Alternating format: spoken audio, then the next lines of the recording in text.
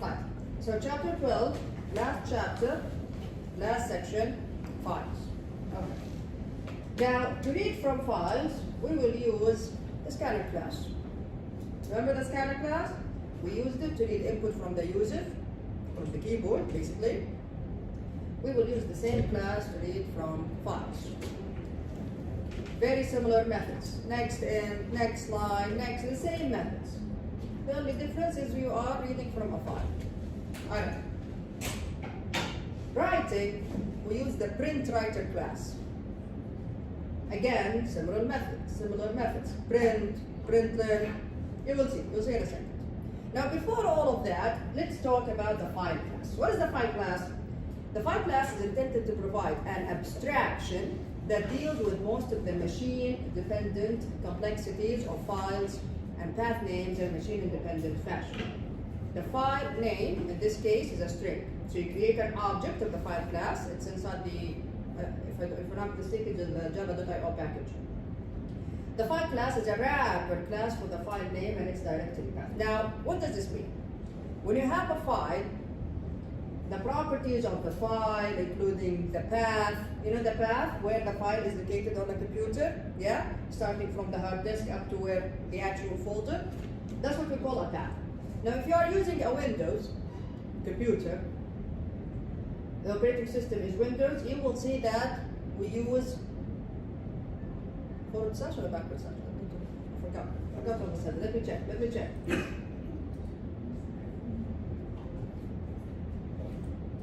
Give me a second. Yeah, backward slash. We use backward slash, here to see. We use backward slash in the path to jump basically from one folder to another. Now, in a Linux PC, for example, Linux, Unix, iOS, the base for iOS is Linux. Not iOS, sorry. I'm talking about Mac computers. We use forward slash to jump from one folder to another. Now, when you want to deal with files in your program, you don't need to think about these kind of things. Yeah?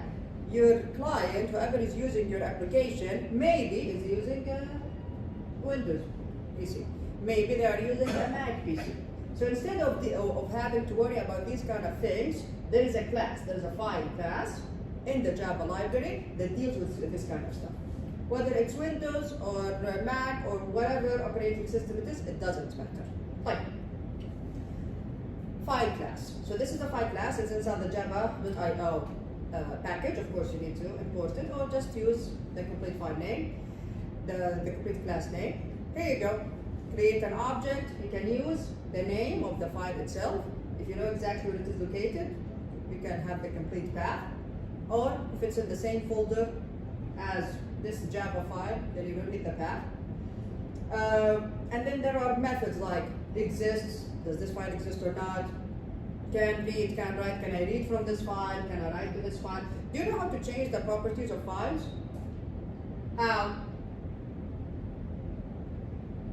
Right click the file properties, simple as that, see? You right click any file, then properties. And then you can mark this file as read only, write only. Oh, if it's write only, then read and write. You can also add passwords to the file, etc. All of this is through the file management system, which is on Mac it's Finder, and on Windows it's File Explorer. Anyway, is this file a directory? It's actually a folder, not a file. Is it a file? Get name, get path, etc. All of these are last modified. When was it last modified? Delete the file or the folder. Now, all of these deal with the properties of this file or this folder. But can I read or write to this file using the file class? No. Okay? So we use the file class to deal with the different properties of a file in general. And here we have an example. So write a program that demonstrates how to create files in a platform-independent way and use the methods in the file class to obtain their properties. The following figures show a sample run of the program in Windows and on Unix. Okay? It's the same program. Let's look at the program first. There we go. Type. I create a file objects of java.io.file, either use the complete name or import it, new java.io.file, and here we go. Alright, what is the name of the file? US.gif, very good, it's a GIF file. And where is it located? In the image folder. And where is the image folder? Where is it? Very good. It's in the same folder where this Java file exists. This is what we call a relative path. A relative path meaning the path is relative to where this file that I'm executing right now, is located. So, in the same folder, we have another folder called image, and inside it we have us.gif. Okay? Assuming, of course. Right, and then we can use all of these methods. File.exist, return true or false. File.length, this returns the size of the file in bytes. Can read, can write, is directory, is file, is absolute, is hidden. You can also change that from properties. The absolute path from the hard disk to the actual folder. When was it modified? Last modified, this method returns a value in log. Okay? Basically milliseconds. In milliseconds, the type here is log. So using this value, we can create a date object. So here you go, last modified on plus a new date object based on the value returned by the last modified method. So here we go. Now, when I run this, this is on Windows. Okay? Exist true, read true, written true, directory false, it's not, it's actually a file. Hidden, false, this is the path, the absolute path, the name, etc. When was it here? Last modified, and here you go, this is the date. Now, on Unix, see? Here we have backward slash. Here we have forward slash. You see? It's different. It's different. But did we have to worry about this when we are using file? No. We don't have to worry about this since we are using the file class. It's a headache, by the way. Back in the day, we actually had to think about it. We had to check, what is the operating system, and based on that, how to deal with files were different. Yeah? But now, alhamdulillah, we have the file class. Fine. Very good. Now, a file object encapsulates the properties of a file or a path in general, but does not contain the methods for reading/writing data from to a file. In order to perform input-output, you need to create objects using appropriate Java input-output classes, namely the scanner and the print-writer classes. The objects contain the methods for reading/writing. Again, the methods are very, very familiar. You will see them in a second. Reading/writing data from to a file. This section introduces how to read, write strings and numeric values from to a text file using the scanner and print-writer classes. We are still at the beginning, yeah? This is 120. So we talk a lot about text files. Do we actually use text files in read systems? No, we don't. We don't use text files in read systems. They are slow. The access to a text file is sequential, so if you are looking for something, you have to go through the whole thing, okay? In real systems, we use databases. Much, much faster, much more sophisticated, and you can actually analyze the data and make connections between the different tables of database. Inshallah, you will have an entire course dedicated to databases, okay? For now, we deal with text files. Text files are, if it's something simple, go ahead and use a text file. But if it's an actual, if it's like sophisticated data about a lot of clients, etc., then no, they are not sufficient. Right, let's start with the print-writer class. Print-writer class is used to write data to a text file. You create a print-writer, again, it's inside the java.io package. You create an object, and then you pass the file name as a string, or maybe you created a file object using this file, then you pass the file object, whatever works. Then here we go. Remember print? The print method, println method, printf method. Here we go. So we use print or println or printf to actually write data to this file. The print method takes all of this. It can take a character, an array of characters, int, long, float, double, boolean. The same for println. What's the difference between print and println? Print leaves a line up. Very good. Println adds a new line character at the end of whatever it is that it is writing. And then you can also use printf method. So print, println, and printf. printf so that you can, when you are writing data, you want it in a specific format. Okay? Let's look at the example. Okay. Yeah. Right. Before I show you the example, what do I have here in the header for me? What do I have?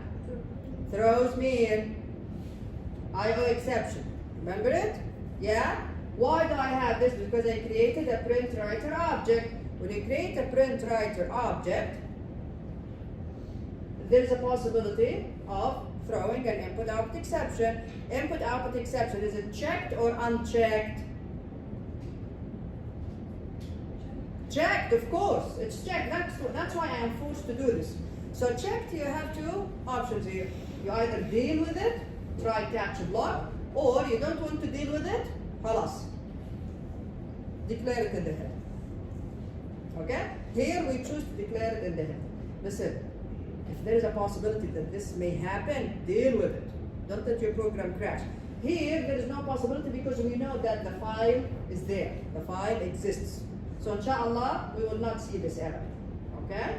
But if there is a possibility, maybe you don't know the file, maybe you are asking the user for the name of the file. How do you know the file exists or not? Right? So in that case, go ahead and deal with the exception. Try catching up. Don't just be lazy like this, like the author here. The author here is being lazy. Right. So throw java.io input output exception. Right. Here, we are, what are we doing? Yes, we are writing to the file.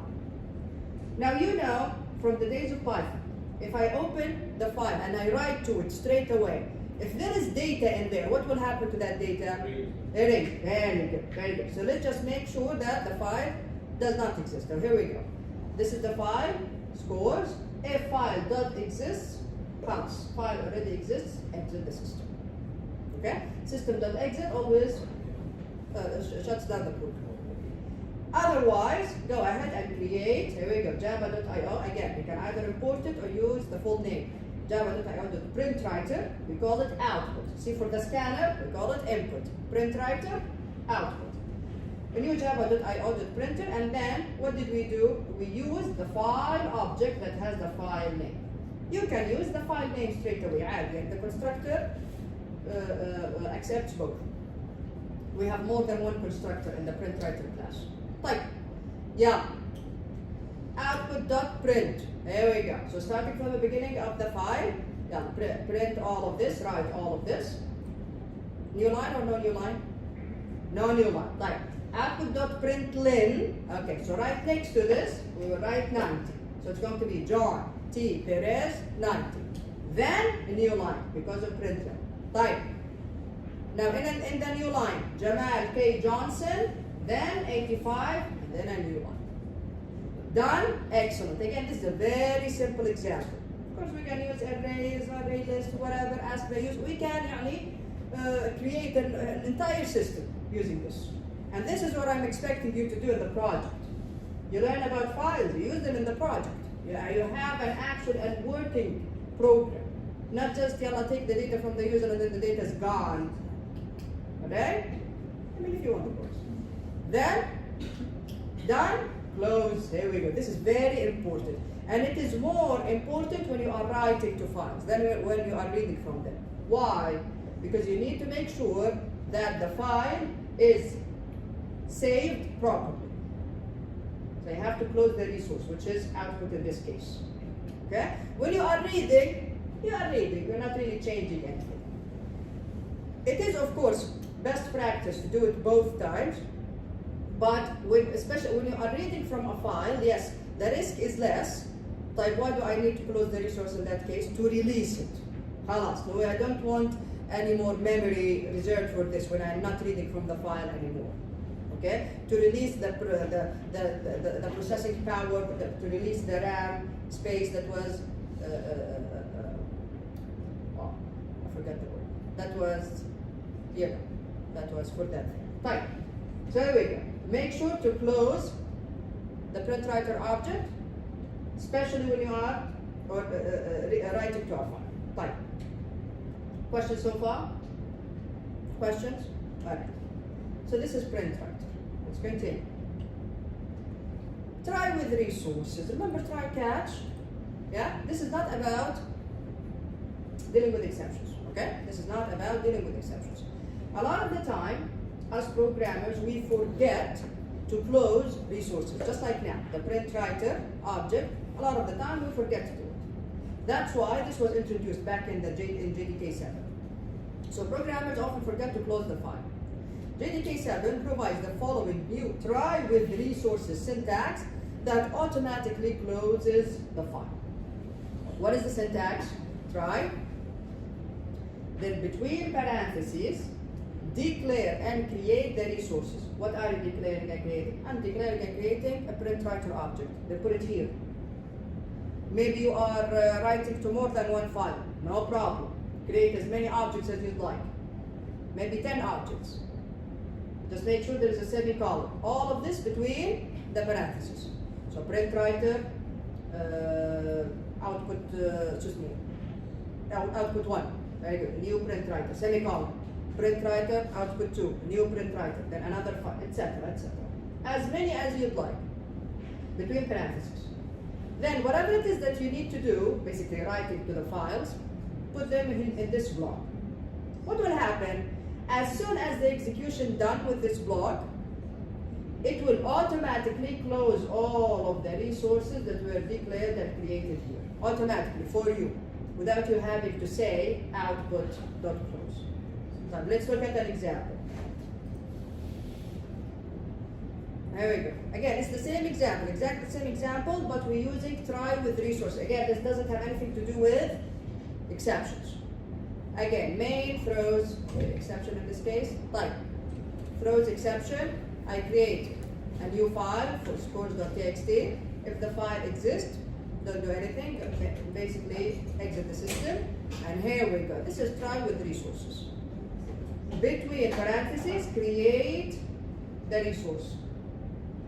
Okay? Java.io.printer output to Java.printer using this file. Maybe I have more than one file. Create another object for print writer. All between parentheses. Just make sure there is a semicolon between each one. And then, in this block, do whatever it is that you need to do with the files. Be done with your writing. Maybe you have loops, maybe you're asking the user, whatever it is that you need to do, put it here. As soon as the execution reaches the end of this block, we are done. We are done with everything in this block. Loops, asking user, everything. What will happen? All of the resources that were created here will be closed automatically. Did I say output will close? Did I say it? No, خلاص. The try block itself, the try with resources, construct will close them for me automatically. No need to call the close method. Yeah? Is it clear, everyone? Fine. This is print writer now.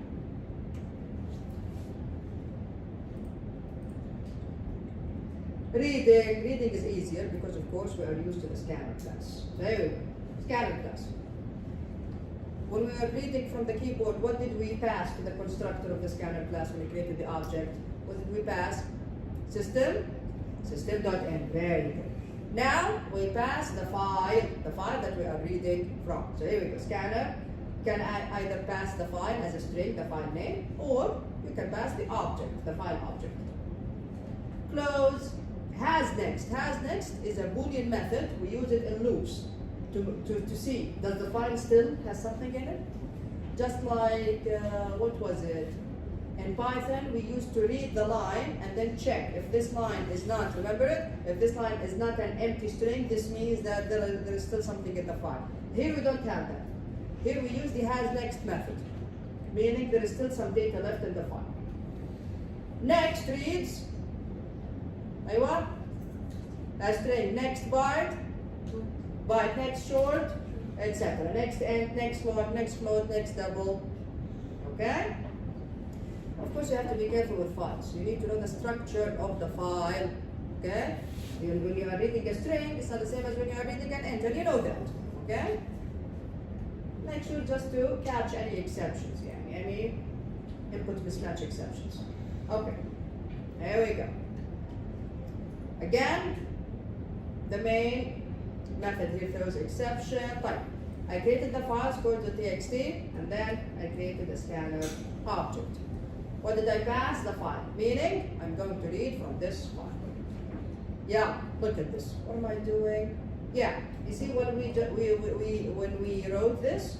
See, I wrote the first name, then middle initial, then last name, then after it, there is a number. Yeah? Fine. This is in every line. But let's see now when we are reading it, since we know the structure of the file. While input.has next, meaning there is still something in the file. We read the first name first. So dot next, we'll read the first name. So it will read John first. Right? We'll stop here. Then MI, middle initial. Dot next. It will read, here we go, T and dot. Then it will stop. Then last name, input dot next. There we go. It will read Perez. Then it will stop. And then score, it's int, input dot next int, it will read the int value, which is 90 in this case. How do we know this? Because we know the structure of the file. We know the structure of the file. We cannot work with files if we don't know the structure. Of course, yeah, obviously.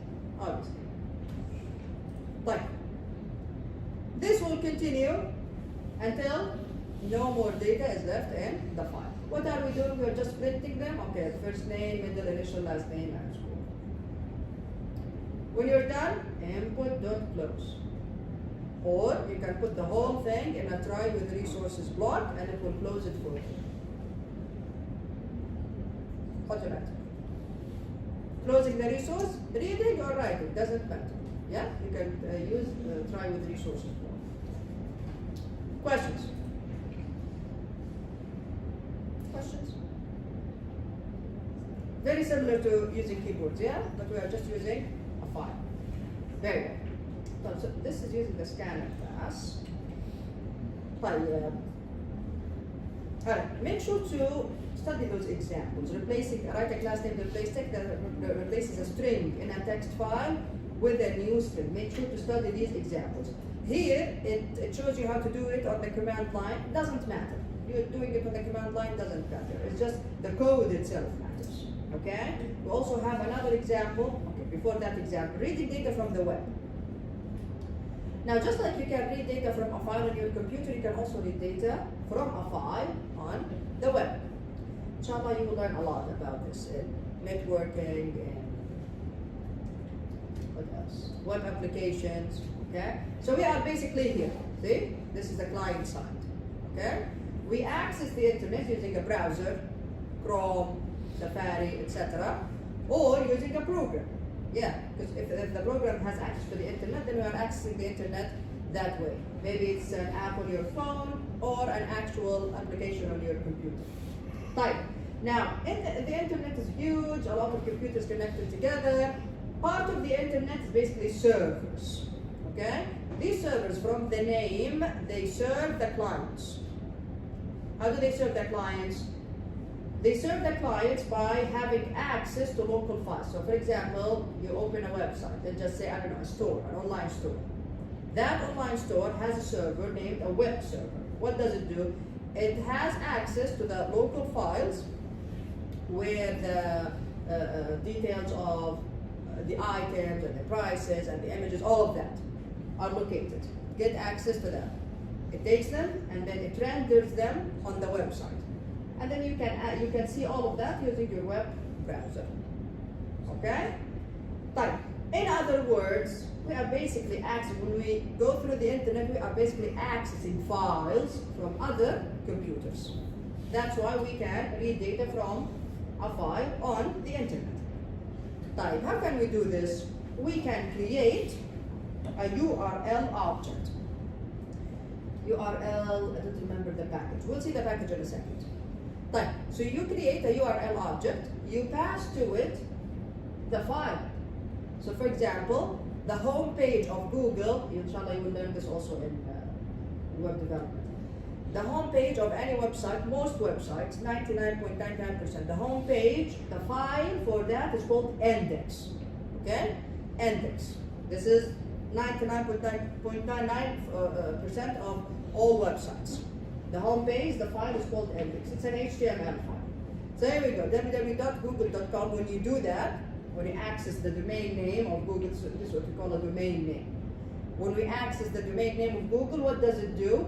It goes to the server gives you the home page. But what is the name of the home page? index.html by default. Okay? So here we go.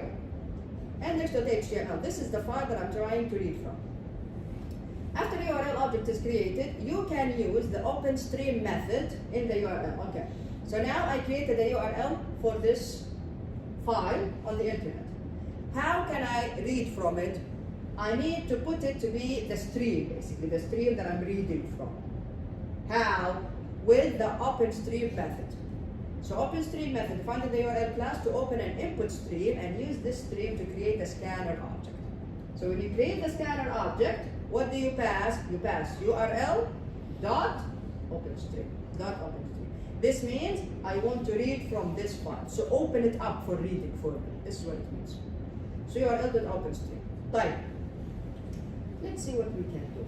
Now it's an HTML file. Keep that in mind. Reading HTML files is not just like reading a book, by the way. Yeah? You're just reading the lines of HTML code. Inshallah, you will learn about that, inshallah, as well. Yeah. You know what HTML looks like? Do you know? Yeah? Some of you do? There you go. This is HTML. Huh? All this is HTML. Inshallah, you will learn all of this. Yeah? It's basically blocks of data. It's like XML. It's like a scripting language. It's not smart, by the way. It's very static. That's why it needs Java or Python or something to do something. The calculations. It doesn't do any calculations. It just renders everything on the screen. Okay, so the browser reads this, and then what does it do? And then shows us this.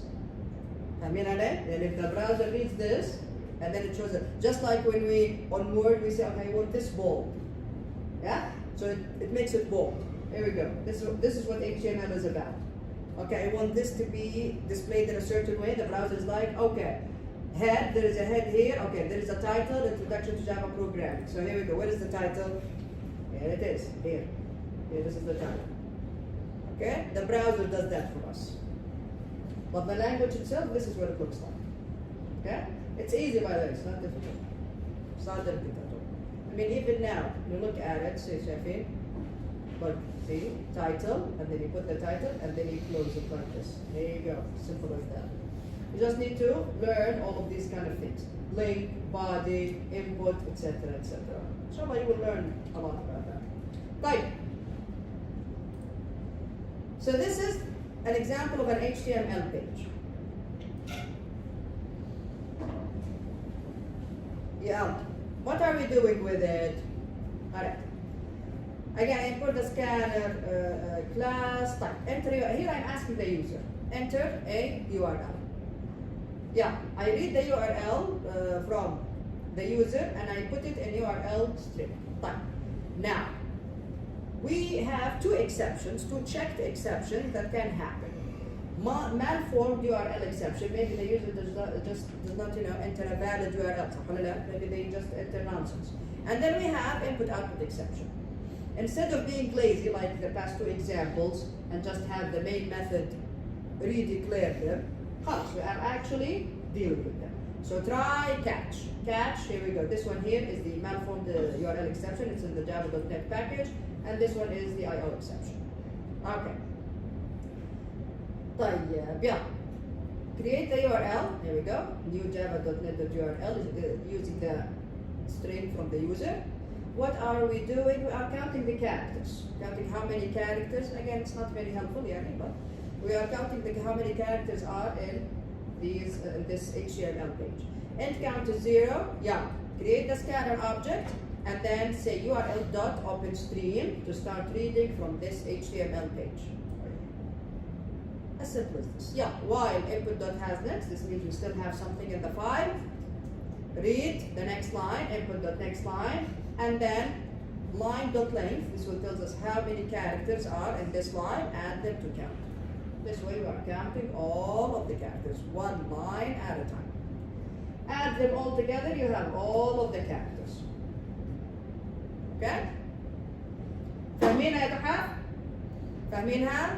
Okay? Read the 9. Line.length will return how many characters and is in this line.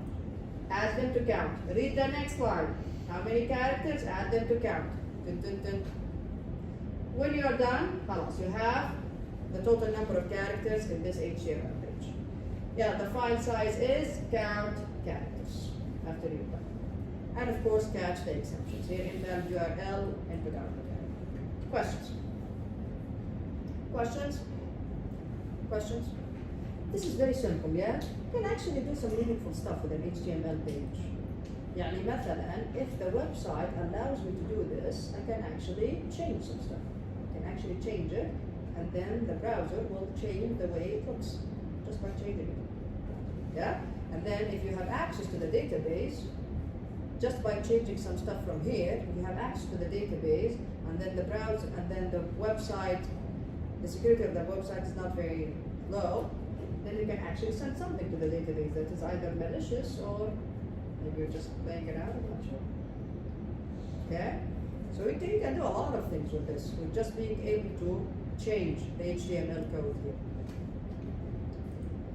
Like, any questions? Am I giving you bad ideas? It's fine, you have to learn about this. You have to. Alright. Web crawlers. Now this is a very interesting case study in your book. Every search engine starts with this. Google. Anything else? Do we use anything else other than Google? Any search engine? Anything else? Does anyone use anything else? Safari, what is the search engine for Safari? What is it? No, I had this motivation. Yeah, I know that the web. I'm not talking about the browsers. I'm talking about the search engine. Is Google? Huh? There's a Yahoo. Yeah, well, wasn't that dead like years ago? It is dead, but for some reason my laptop keeps switching back to Yeah, I know that. What was the other one? Bing. Huh? Bing. Bing, yeah, that was the one from Microsoft. They're trying so hard and they are failing miserably. Right. So this case study develops a program that travels, here we go, this is where the name comes from, that travels the web by following hyperlinks. So basically this is how search engine work. At least, يعني, if we are taking everything, يعني, if we are starting from the very base on which these search engines are built on, it's basically this. You are starting from one URL and then jumping from one URL to another. Web crawling. The program follows the URLs to traverse the web. To avoid that each URL is traversed only once, the program maintains two lists of URLs. One list stores the URLs pending for traversing, and the other stores the URLs that have already been traversed. Okay? And then you have this algorithm. It's not easy, but it's very interesting. So that you can have like an idea of how this was first implemented. So make sure to look at this web crawler. That's it for chapter 12. Questions? Questions? Any questions? Very well. طيب يا جماعة. الأسبوع الجاي إيش عندنا؟ Yeah, the quiz. Okay, I forgot about the quiz. The quiz inshallah is on Tuesday. Yeah, I did not put the announcement yet because I did not create the questions, so I didn't decide the chapters yet. So inshallah we will have the quiz on Tuesday on the same day as our projects, okay? So we'll be in the same location, then we will do the quiz. But let's talk about the project first. So the project inshallah, the presentations are going to be on Tuesday. You have the deadline, so all three files, presentation, the NetBeans project, and the report itself, all of them will have to be submitted. What else? Yeah. The Word file. Yeah? The Word file will have, to explain all the classes. Like, what else? Yes. Inshallah, every team will get 5 minutes to do the presentation. All of the team members should join. Okay? It's not a one-man job. It's just 5 minutes. and there is 5 of them in each team. Okay? If you don't, that individual will lose marks. Okay, everyone? That individual will lose marks if they don't present. You don't need to present your part. I mean, the thing is, in an ideal scenario, everyone is involved with everything. So even if you don't do that specific part on your own, you understand what's happening here and you are building on top. Do you understand what I'm saying? So you are basically working together. Right, so this is for the presentation. You have 5 minutes, and then I'll have inshallah 5 minutes to ask questions. Okay? The most important thing here is that it's your own code. That's it. It has to be your own code. Okay? So if I have doubts, and I have taught students before, ياخذ البروجكت سووه برا وبعدين يجوا يتورطوا اسالهم سؤالين تنكوا. Okay? It has to be your own code. Alright everyone? You are learning here. جايبين لي شغل من برا انا ايش استفدت؟ انا عم اسويه. بعدين انا ايش استفدت انا؟ صح ولا لا يا كحب؟ You cannot do it, try your best. عادي minimum. Create the classes خلاص. Okay? What else? I expect يعني إن شاء الله يعني I don't want to set too high standards يعني, but we learned about files, right? This means there is a possibility of, I don't know, adding images, for example. An image is a file. There we go.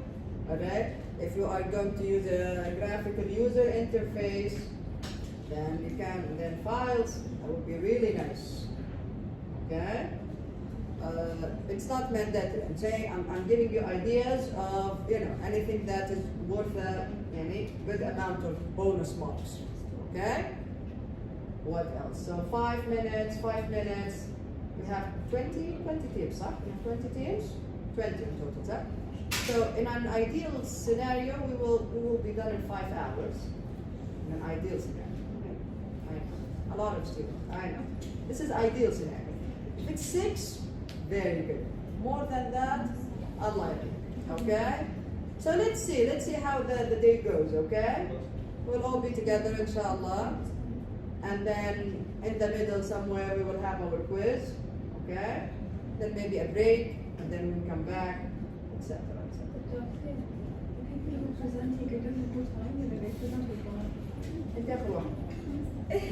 اوكي؟ يلا مين كمان عند سؤال؟ مين يبغى يسأل كمان؟ Everyone is going to serve an artist. خليني مثلا تبدي ما في أحد فاضي الدنيا. أنت تفضل عشان كذا تقول وين نعمل؟ صار يصير معي. واو.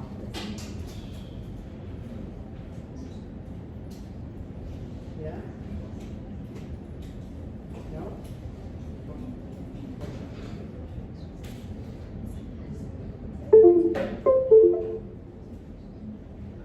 Okay.